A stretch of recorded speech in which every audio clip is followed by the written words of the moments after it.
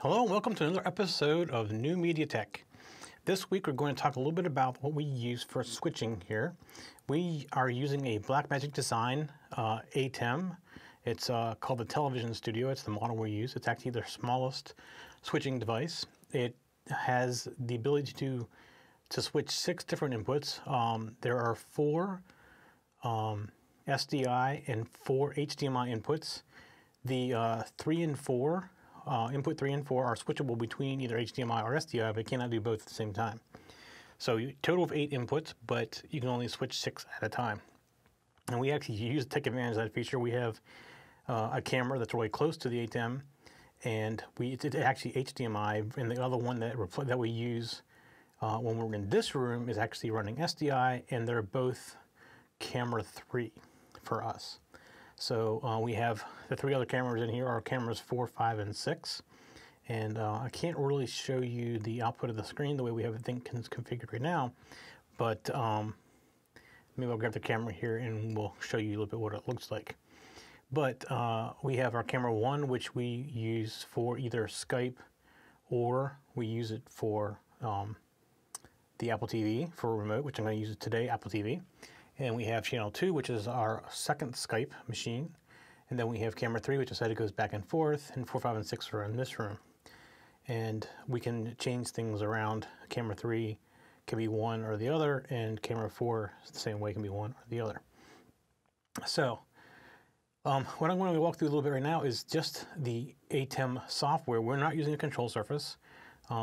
They are not horribly expensive, but in our case, I don't know if we actually would benefit from it. The switching using the software is actually very simple. The ATEM switcher itself really isn't that really fully featured. It can't do a lot of things that the bigger switchers can do. It's really a small, low-end, what I consider a low-end switcher, and you buy for it's under $1,000. The actual control surface for it is like $2,500. So. But using the software on the PC for what it can do is very easy. I mean, actually, it's single key presses, and it's very easy to teach somebody how to do it. You can use the mouse as well. So what I'm going to do now is I'm going to switch over to the software, and then it's going to be a little bit weird me doing this because you're going to see me switching in the middle of it. But let me switch over to it. And this is my desktop. And what you're looking at right here is the ATEM software control. And what you see up top is we have program and we have preview. And you're not going to be able to really see me doing this other than you're going to see the green light change at the current time. And as I click on things, you'll see the light is changing for preview. So green is preview. And if you do auto, it will fade from one to the other, and you're going to watch it fade. Let me go put me in preview. You're going to watch it fade automatically over a rate of 1 second to me. So there's me. And I'm going to hit the auto again, and you see it fade over 1 second. Now cut is instant. So you see that down here. So lots of other things you can do. We can put in 2 different media. I mean, you can come into the media. I have nothing loaded currently in the media, but you can put in media in here. Let's see. Can I put in something really quick? Nope, these are all video files, so I'm not going to be able to do that. All right, so I can't really put anything in really fast, but you can see in the audio, this is our audio input from the different cameras that we have, and then this is the external input from the AES, and then these are all combined into the master. So you can do actual audio. You can also see that I'm not using any of the camera audio. If I turn on the camera audio, you're going to start hearing very ambient sounds. You see it coming online, and you're going to hear a bunch of noise. So we've not used the microphones on the camera, so they're off. But in the case where you were actually at a live event, there's a possibility you would want to use that. It just doesn't work in the way that we do it. And as you saw in the media, you have these slots that are available for media. These are for photos. We use them for lower thirds and things like that. And then you have the settings, and right here is where you can pick between SDI and HDMI for cameras 3 and 4. The ATEM does not convert, so if whatever video standard you have it set for, your cameras must be set for the same thing. If they are not, they will not be seen. You can change the layout of your program and preview, which I'll try to get the camera set up here in a little bit, and we'll show you that screen and how it looks to me when I'm sitting here. But you can see you can rearrange all this stuff as well. So let's go ahead and put it back, and we'll go back over to the switcher. And you'll see we can go to program black, which is what's going to happen. You're black now. You can go to bars, and we can come back over to the screen. You see me change that, and your 6 inputs. And you can go to colors too. There's a yellow and an orange, and that's just by using these two colors. And you can do chroma keying. So this only has one on-air key and 2 downstream keys. So these are considered an upstream key. And then we have these 2 downstream keys, and you can turn them on. You see right now, it looks like, well, you can't see that probably, but it's trying to pick the graphics. Let me do this. Let me go to a downstream key. And instead of media player, I'm going to do color 1, and oh, you can't really tell it does anything. Sorry. Yeah, I want this to be camera 1, and I want the key source to be color 1. And you can't really see it doing much of anything really. So this isn't really the show where I'm going to show you the downstream keying. At some point in the future, I'm going to show you how to do green screen with this. And that's actually done with the upstream key. The downstream keys are not as flexible, which makes sense, the difference between the upstream and the downstream key. But the upstream key, you can see right here, you can go and you can do chroma, pick your hue, things like that. You can make all kinds of changes. So let's say I make it close to yellow, and I turn this on.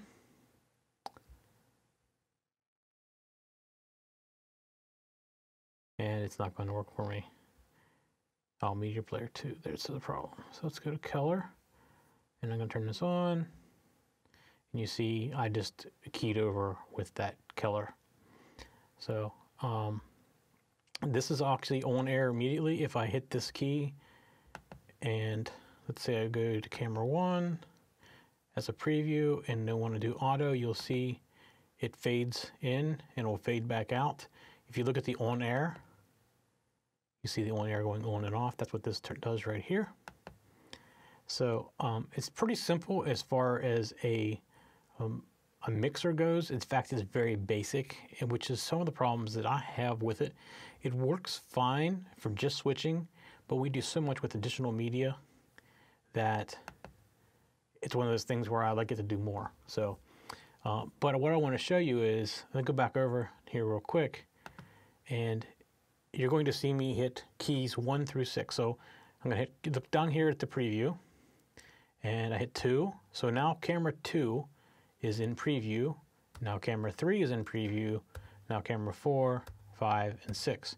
If I hit the enter button, you'll see a fade and a fade back. So I'm going to put into preview camera 1, so you're not going to see really anything happen but the bar move. So you see the bar move by pressing enter. If I hit the space bar, oh, you can't tell it because it's not moving that. Let me do preview back to me. Here's the space bar now. Here's the space bar again. Now the other thing you can do, and this is how we generally run it, is if you hit the control key, you'll see that this cut light came on. I can do it by hand too, by clicking on it. And what that does is when I hit any numbers, so now I hit 1, it immediately goes. I hit 3, it immediately goes. I hit 5, it immediately goes. And this is generally how we run it. We generally run with hard cuts like this. So we hit the control key, this cut light down here comes on. Let me do it again. So I hit control, you see this cut down here at the bottom, goes away. I hit it again and it comes on. So when it's off, if I hit different things, you'll see the preview changes. But when it's on, it is a hard cut to whatever number you press. So it's really easy to use. And the thing about this is I can use it on any computer anywhere. I can have multiples hooked up and see what the other people are doing that are controlling it. So sometimes I'm sitting in this room actually doing the control. Other times somebody's sitting in the other room doing the control, and you never know it. So the other thing is sometimes my computer just isn't handy. I have something else on the screen. Sometimes display web pages or something like that, and it just isn't handy.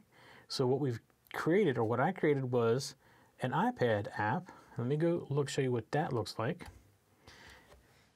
This is something that I created, and it's in Touch OSC. And on the web, after this episode of the show, I'll actually put all this stuff, you can download it and how you can do this yourself. But I created a form in Touch OSC, and right now I am in cut mode. So if I go and I touch anything, it's going to take you directly to it. So you can see me doing that. I can also do a take, which is a hard cut. I can do an auto, which is a soft, and do auto again. And down at the, that's all the preview, because I have the control thing pressed, but you're not going to see what this does, but, oh, actually you are. So you see, you probably can't tell this because you're not seeing it, but you're actually seeing the preview screen change. So what I'm going to do is I'm going to quickly adjust this other camera that is running this, and I'm going to move it to the screen in front of me, and you can see that as well. So hang on one second. Okay, so what you're going to see now is what I see in front of me, and this is a screen that has the 6 cameras, and the 2 at the bottom are media players, and then on the left top is preview, and in the bottom left is the program. So as I change what I'm previewing, so let's say I want to preview the control, so you see the top changes to control, and if I pressed the space bar, it's an immediate cut right to that. And I can go back, and there's the screen again that you see. And at the very top, let me do this. Let me, you can probably barely see my mouse moving at the top, but I'm going to go over here and I'm going to hit 4, so you see all that changing. So you see me bouncing around, and those are hard cuts that I'm doing right now. So you can see at the bottom, here's the preview changing. There's that preview. It looks like a mess, but it really is screens inside of screens. If you want to put me in the preview, there I am, and I can press the enter button, and I fade in nice and slow, and switch back just like that. So that is the control screen. That's in front of me all the time in the studio here, so I can see what's going on. In fact, if the top right one, which is camera 2, which is running our replays right now, our reruns, would normally be a Skype caller, but right now we have the reruns machine in there. So, and you're seeing me in preview, and I could change my preview, say, to a different camera. Let's say camera 6. So now you see the camera that's over here, right there. And go back to camera 5, and it's this camera right in front of me. And camera 4, there's nobody on there. You see the microphone sitting there. This is actually my microphone right here. So that's the interface on the ATEM and what we see when we record these shows. And I'm doing all this through my Mac right now, and I could just easily be doing it on the iPad. So that's all I really wanted to show you. We're going to go in much more detail on the ATEM stuff later on, especially when we get into the workflow. If you watched the video from a couple weeks back about the studio tour, it's only a 1U high, and it's very thin, and it gets very hot. And in our case, we leave it on 24 hours a day too, which makes it even hotter. And you can see it's really small. There's nothing really special about it. Like I said, there are 4 SDI ins, 2 HDMI ins. There is an HDI and an SDI out for program, and an HDMI and SDI out for the program monitor, like we're just showing you.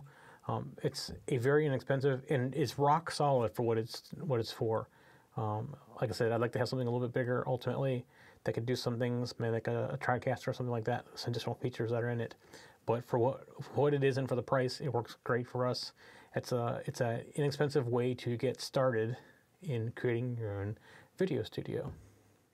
All right, that is it for this week. Next week, I think I'm going to show you some workflow and how we do our workflow here, and how we take things out of the Black Magic recorders and put them into Adobe Premiere and get them out, and give you some of the kind of behind the scenes secrets of how we do things. We have some custom written stuff as well, and we'll talk about what it does and some of our workflows, so that we don't got to spend a ton of time doing post-production and getting things up and spending time in front of uploads and stuff like that. We kind of have that all kind of automated, and we've developed our own back-end podcasting system as well, and we've custom written stuff for Roku now, and as we add more and more things, we're custom writing into that system as well, and we'll walk through all that stuff in the next episode. All right, that's it for New Media Tech this week. We'll see you next week.